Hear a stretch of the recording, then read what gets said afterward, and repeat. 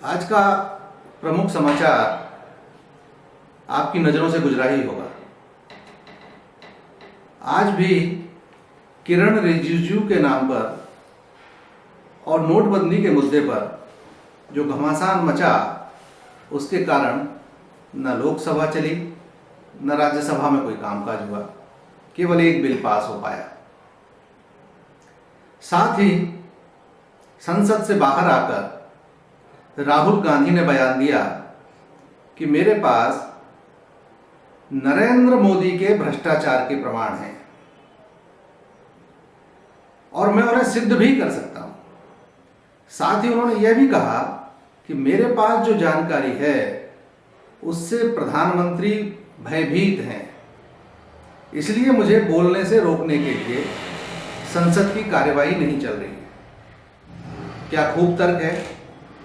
स्वयं शोर शराबा कर संसद की कार्यवाही बाधित करो और बाहर आकर मीडिया के सामने मासूम बनकर कहो मुझे बोलने नहीं दिया जा रहा है। कोई राहुल जी से पूछे कि अगर उनके पास प्रमाण हैं तो उसके लिए संसद की क्या जरूरत है, उन्हें जग जाहिर कीजिए, न्यायालय में जाइए।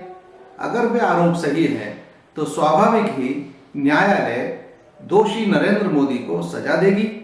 आपके आरोप जनता के गले उतरे तो जनता की अदालत भी मोदी जी को अपनी नजरों से उतार फेंकने में देर नहीं करेगी। वे कहते हैं मैं बोलूंगा तो भूकंप आ जाएगा। एक मित्र ने मजाक में कहा कि शायद संसद भूकंप रोधी है। सच्चाई यह है कि संसद के अंदर लगाए गए आरोपों को लेकर सांसदों को मानहानि का मुकदमा नहीं झेलना पड़ता। कुछ भी आरोप बेखटके लगाओ, कोई चिंता की जरूरत नहीं है। जबकि संसद के बाहर कही गई बात पर मानहानि के मुकदमे झेलने पड़ते हैं, जैसे कि आरएसएस वाले मामले में राहुल जी स्वयं देश के अलग अलग भागों में न्यायालयों के चक्कर काट रहे हैं। उन्हें अपने बयानों से भी बार बार पलटना पड़ रहा है। आज की दूसरी खास बात, आज वरिष्ठ पत्रकार श्री प्रभु चावला जी का एक ट्वीट पढ़ने को मिला।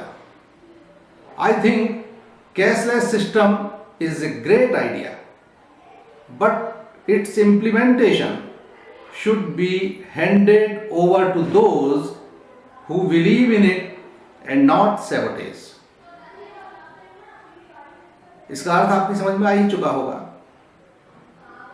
कैशलेस व्यवस्था एक बहुत अच्छा विचार है, बशर्ते इसका क्रियान्वयन करने वाला तंत्र इस पर आस्था रखने वाला हो, अंतर्घात करने वाला ना हो, उसे क्षति पहुंचाने वाला ना हो।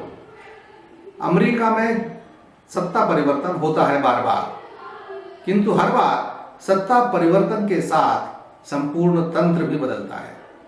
नए निजाम के साथ कदम से कदम मिलाकर चलने वाली नौकरशाही ही सरकार के मंसूबों को सफल कर सकती है। पिछले दिनों जो कुछ घटा उस पर नजर दौड़ाइए, विचार कीजिए। मुद्रा परिवर्तन के बाद लगभग प्रतिदिन करोड़ों रुपए मूल्य के नए नोट 2000 रुपए के पकड़े जा रहे हैं, एक मुश्त पकड़े जा रहे हैं, संकलित होकर एक जगह रखे मिल रहे हैं। आखिर कैसे? यह इस बात का स्पष्ट प्रमाण है कि प्रधानमंत्री की काले धन के खिलाफ चल रही मुहिम नष्ट कैसे हो, उसे बत्ती कैसे लगाई जाए, इसके प्रयास भी पूरे जोर शोर से चालू हैं, जारी हैं। दुर्भाग्यपूर्ण स्थिति यह भी है कि भारत में वर्तमान सरकार अपने कार्यकाल का आधे से अधिक समय व्यतीत कर चुकने के बावजूद तंत्र परिवर्तन तो दूर की बात है, कौन अपना कौन पराया यही नहीं समझ पाई है। गधों को पंजीरी खिला रही है। सैद्धांतिक रूप से तत्वनिष्ठ सहयोगी कुंठा के अंधेरे में बियाबान में ठोकरें खा रहे हैं, जबकि विरोधी मानसिकता के चाटुकार बेपेंदी के लोटे सत्ता सूर्य के प्रकाश में गगन पर चंद्रमा के समान जगमगा रहे हैं। उपरोक्त संदर्भों से यही निष्कर्ष निकलता है कि एक ओर तो कांग्रेस पार्टी बेहद घबराई हुई है। अगस्ता वेस्टलैंड घोटाले ने कांग्रेस के शीर्ष परिवार की नींद हराम की हुई है, इसलिए वे अपने पूर्व पोषित मीडिया घरानों के माध्यम से देश का ध्यान दूसरे मुद्दों की ओर ले जाना चाहते हैं। साथ ही साथ भाजपा में भी सब कुछ सही नहीं चल रहा है। सत्ता संस्कृति से अनभिज्ञ भाजपा के औसत कार्यकर्ता और सत्ता के मद में चूर नेता, ये दो ध्रुव पार्टी में स्पष्ट दिखाई दे रहे हैं। औसत कार्यकर्ता बाहरी तत्वों को मिल रहे अत्यधिक महत्व से अकबकाए हुए हैं। वैसे तो सोशल मीडिया पर आज भी अधिकांश भाजपाई, या जिन्हें दूसरे शब्दों में कहें तथाकथित राष्ट्रवादी भक्तों का जमावड़ा है, किंतु विगत वर्षों की पैनी धार कुछ कुछ भौंतरी हुई दिखाई दे रही है।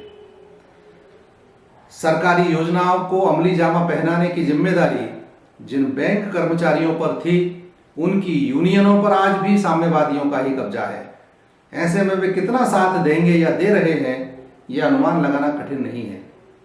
अर्थात शीर्ष नेतृत्व को जहां एक और विपक्षी दलों से निपटना है, वहीं अपने समर्थकों के उत्साह को न केवल कायम रखना है बल्कि बढ़ाना है।